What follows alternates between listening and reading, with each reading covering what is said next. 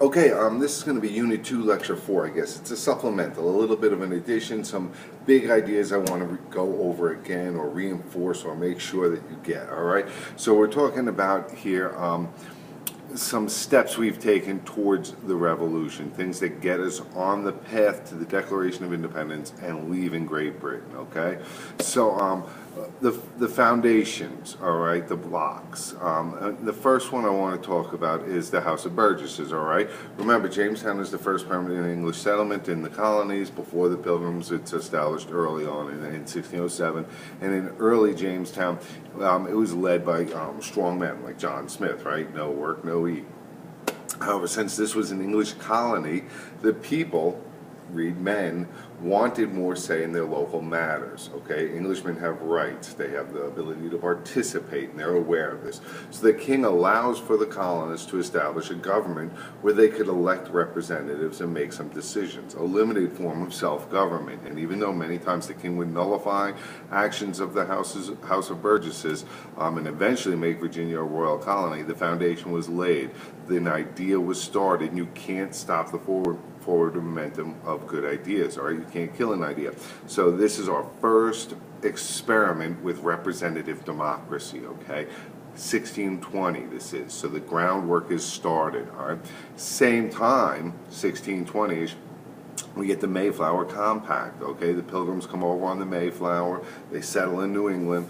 Before the men, again, the men even get off the ship, they signed the Mayflower Compact, which in a way affirmed the idea that the colony would be run democratically with some form of self-government, all right?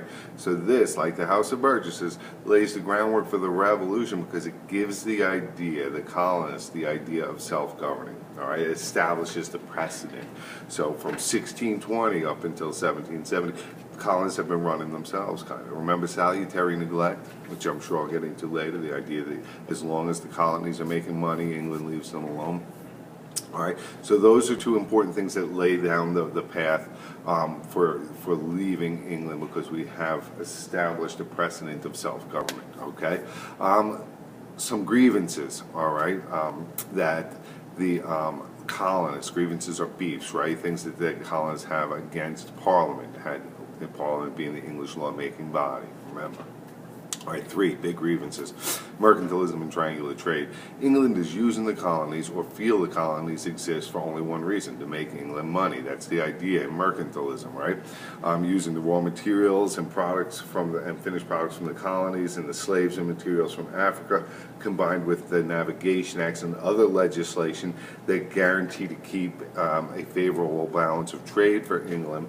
England is making out like a bandit from this, okay? So the colonists see England doing really well and see their own advancement limited and blocked, do not like this mercantilism and triangular trade. They want free enterprise, free trade, okay?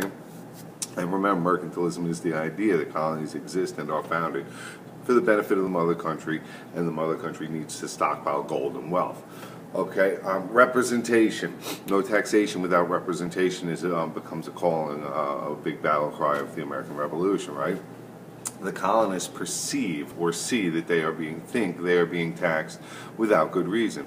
It doesn't matter that for the most part they're being taxed much less than Englishmen in England, and they know they are being, what they do know is they're being taxed without their say. They have no representative speaking for them in Parliament.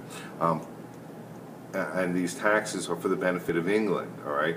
These taxes also interfere with their livelihood, and they could see no benefit from them, okay?